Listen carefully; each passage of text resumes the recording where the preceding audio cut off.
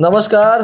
देवरिया की आवाज रेडियो केसरी से प्रस्तुत है स्थानीय हालचाल। पहले मुख्य हालचाल। निकाय चुनाव को लेकर प्रशिक्षण का कार्यक्रम शुरू। जनपद में अंत्योदय और गृहस्थी कार्ड धारकों को खाद्यान्न का वितरण 13 तारीख से 24 अप्रैल के बीच। नदी से एक युवक का शव बरामद, पुलिस जांच में जुटी और आग लगने से कई जगह फसल जलकर राख। सड़क बनवाने के लिए एक युवक ने मुख्यमंत्री को लिखा खून से पत्र। और पुलिस की पिटाई से एक युवक की मौत के मामले में जांच पड़ताल शुरू। स्थानीय हालचाल के इस अंक के साथ मैं अनिकेत मिश्र। अब हालचाल विस्तार से।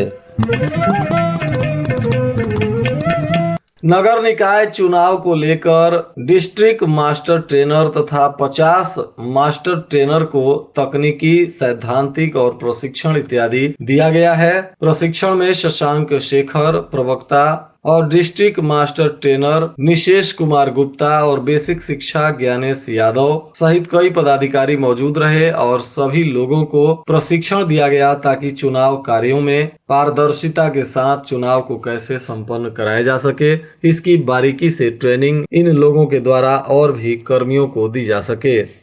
जिलाधिकारी जितेंद्र प्रताप सिंह और पुलिस अधीक्षक संकल्प शर्मा ने नगर निकाय चुनाव को लेकर आज भी नामांकन क्षेत्रों का जायजा लिया और नामांकन स्थलों का निरीक्षण किया तथा मौजूद कर्मियों को आवश्यक दिशा निर्देश दिए। इस दौरान सीसीटीवी कैमरे का भी निरीक्षण किया गया। कंट्रोल रूम, फॉर्म विक्रय, रजिस्टर नामांकन फॉर्म, ARO की उपस्थिति इत्यादि का भी निरीक्षण तथा सुरक्षा व्यवस्था का भी जायजा लिया गया। जिला आपूर्ति अधिकारी संजय कुमार पांडे ने बताया कि जनपद के अंत्योदय एवं पात्र गृहस्थी कार्ड धारकों को राष्ट्रीय खाद्य सुरक्षा अधिनियम 2013 के अंतर्गत अप्रैल महीने में आवंटित खाद्यान्न का वितरण 13 अप्रैल से 24 अप्रैल के बीच किया जाएगा। इसको लेकर सभी जन वितरण प्रणाली को निर्देश दिया गया है।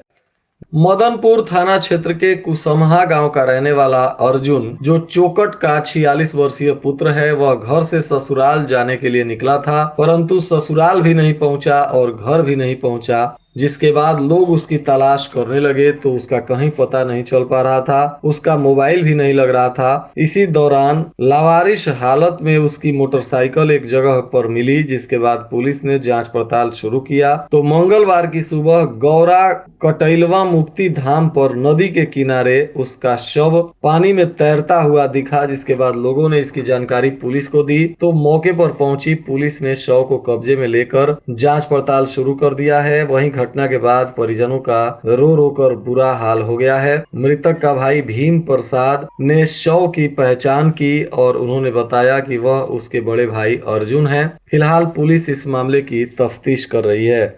गौरी बाजार के सिरजम गांव में मंगलवार की सुबह शॉर्ट सर्किट से गेहूं के फसल में आग लग गई। आग की लपटें इतनी तेज उठने लगी कि काफी संख्या में लोग पहुंचे और किसी तरह लोगों के सहयोग से आग पर काबू पाया गया, परंतु तब तक दर्जन भर किसानों के 6 एकड़ गेहूं की फसल जलकर राख हो गई। गांव के किसान गुलाब सैनी, सिलोचन सैनी, गुलाब गुप्ता, दशरथ विनोद गुप्ता, पूर्णवासी कसौधन, लक्ष्मण कसौधन, रामानंद मौर्य, विनय गुप्ता इत्यादि की फसल जलकर राख हो गई है।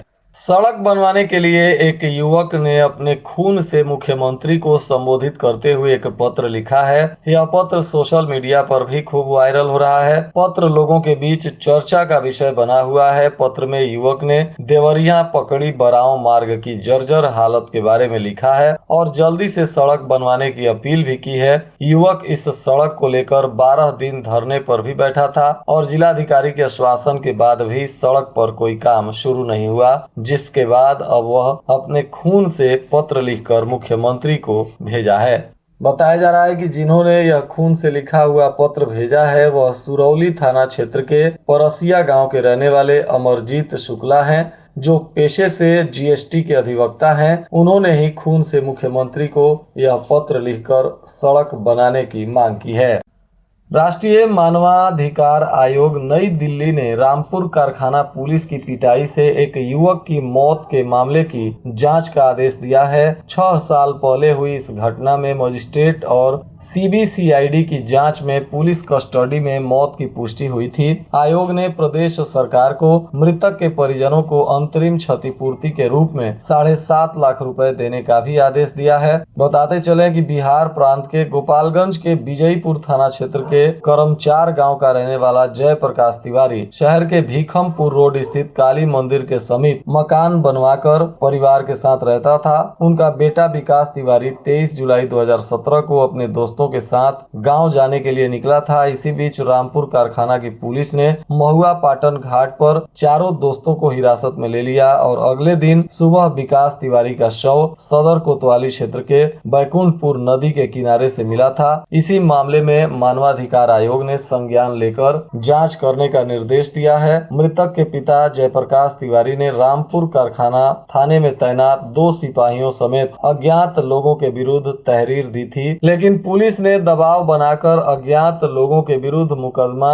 दर्ज कर लिया था, जबकि युवक की स्कूटी रामपुर कारखाना थाने में ही मिली थी। परिजनों ने डीएम से गुहार लगाई थी। घटना की मजिस्ट्रेटी जांच हुई और अप्रैल 2018 में सीबीसीआईडी को जांच सौंप दी गई थी, जिसमें सीबीसीआईडी ने मामले में पुलिस कर्मियों को दोषी पाया था। इसके बाद भी कोई कार्रवाई नहीं हुई। मृतक के भाई विवेकानंद तिवारी ने मानवाधिकार आयोग नई दिल्ली में गुहार लगाई थी और अब इस केस में मानवाधिकार आयोग के निर्देश पर आगे कानूनी कार्रवाई हो रही है। गौरी बाजार से रामपुर जाने वाले चौराहे के समीप मोटरसाइकिल एक ठेले से टकरा गई, जिसमें 2 लोग गंभीर रूप से घायल हैं। दोनों का स्थानीय सरकारी अस्पताल में इलाज चल रहा है। बताया जा रहा है कि झांसी का रहने वाला राहुल ठेले पर खाने पीने की सामान बेच रहा था। इसी दौरान एक अनियंत्रित बाइक ने उसके ठेले में ठोकर मार दिया, जिसमें ठेला दुकानदार राहुल और बाइक सवार भीसवा गांव का रहने वाला पंकज गंभीर रूप से घायल हैं। दोनों का इलाज चल रहा है। खिरिया गांव के रहने वाले चंदन सिंह की कंपाइन पिपरा दीक्षित गांव में खड़ी थी। इसी दौरान कुछ चोरों ने उनके कंपाइन की बैटरी चुरा ली और जिसके बाद उसको बेचने जा रहे थे। इसी दौरान लोगों ने उन्हें पकड़ लिया और जमकर उनकी पिटाई की और पुलिस को सौंप दिया। पुलिस इस घटना की जांच कर रही है। बताया जा रहा है कि आरोपी टेघरा गाँव का रहने वाला किशन कुमार, सल्लहपुर निवासी गोधन यादव तथा रौनक प्रसाद चोरी की बैटरी के साथ पकड़े गए हैं। पुलिस अब इस मामले में तीनों आरोपियों पर मामला दर्ज करते हुए जांच पड़ताल कर रही है। कच्ची शराब बनाने और बेचने वालों पर नकेल लगाने में आबकारी विभाग नाकाम दिख रहा है। बताया जा रहा है कि कच्ची शराब के कारोबारी चुनाव को लेकर अब कई जगहों पे शराब की सप्लाई करने में लगातार जुटे हुए हैं। हालांकि पुलिस इन मामले में गंभीरता से कार्रवाई भी कर रही है। कई जगहों से कच्ची शराब बनाने वाले लोगों को पकड़ा भी जा रहा है और कार्रवाई की जा रही है।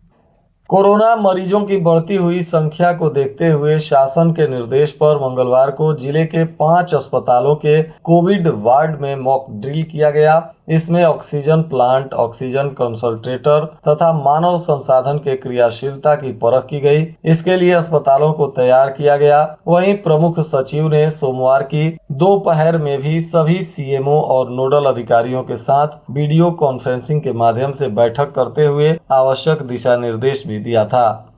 इंडियन रेड क्रॉस सोसाइटी के द्वारा सलेमपुर के इटहुआ चंदौली में अग्नि पीड़ितों के बीच सोमवार को राहत सामग्री का वितरण किया गया। इसमें सलेमपुर के सांसद रविंद्र कुशवाहा भी मौजूद रहे और अग्नि पीड़ितों में त्रिपाल, कंबल, खाना बनाने और पकाने के लिए संपूर्ण बर्तन सेट, बाल्टी, साबुन, पेस्ट, तेल, ब्रश, सैनिटरी पैड इत्यादि का वितरण किया गया। सांसद ने कहा कि हमारी सरकार बिना किसी भेदभाव के संकट काल अथवा आपातकाल में जन सहयोग के लिए तत्पर है। प्रधानमंत्री सुरक्षित मातृत्व अभियान दिवस के तहत जिला महिला अस्पताल सीएचसी और पीएचसी पर गर्भवती महिलाओं की जांच की गई। स्वास्थ्य इकाइयों पर हुई 1600 गर्भवती महिलाओं की जांच में 135 हाई रिस्क प्रेगनेंसी वाली गर्भवती महिलाओं को चिन्हित किया गया। इसके साथ ही जिले के 7 सूचीबद्ध अल्ट्रासाउंड केंद्रों पर 215 गर्भवती महिलाओं का ई रूपी वाउचर से अल्ट्रासाउंड का भुगतान भी किया गया। आदर्श आचार संहिता लगते ही निकाय चुनाव की तैयारी तहसील परिसर में भी शुरू हो गई। रुद्रपुर प्रशासन ने मदनपुर में पूरी रात होर्डिंग उतरवाया, जबकि कुछ लोगों ने चुनाव की घोषणा होते ही अपना होर्डिंग उतार लिया था। रुद्रपुर नगर पंचायत के साथ ही नव सृजित नगर पंचायत मदनपुर में भी नामांकन पत्र रुद्रपुर तहसील में ही दाखिल होगा। इसके साथ ही दोनों नगर पंचायत का स्ट्रांग रूम भी रुद्रपुर में ही बनेगा, जबकि मतगणना भी रुद्रपुर और मदनपुर नगर पंचायत का एक ही साथ होगा। और आज के मौसम का तापमान देवरिया में न्यूनतम 25 डिग्री सेल्सियस और अधिकतम 36 डिग्री सेल्सियस रहने की संभावना है। अंत में मुख्य हालचाल एक बार फिर। निकाय चुनाव को लेकर प्रशिक्षण का कार्यक्रम शुरू। जनपद में अंत्योदय और गृहस्थी कार्ड धारकों को खाद्यान्न का वितरण 13 तारीख से 24 अप्रैल के बीच। नदी से एक युवक का शव बरामद, पुलिस जांच में जुटी और आग लगने से कई जगह फसल जलकर राख। सड़क बनवाने के लिए एक युवक ने मुख्यमंत्री को लिखा खून से पत्र। और पुलिस की पिटाई से एक युवक की मौत के मामले में जांच पड़ताल शुरू। इसके साथ ही रेडियो केसरी से प्रसारित स्थानीय हालचाल का यह अंक समाप्त हुआ। नमस्कार।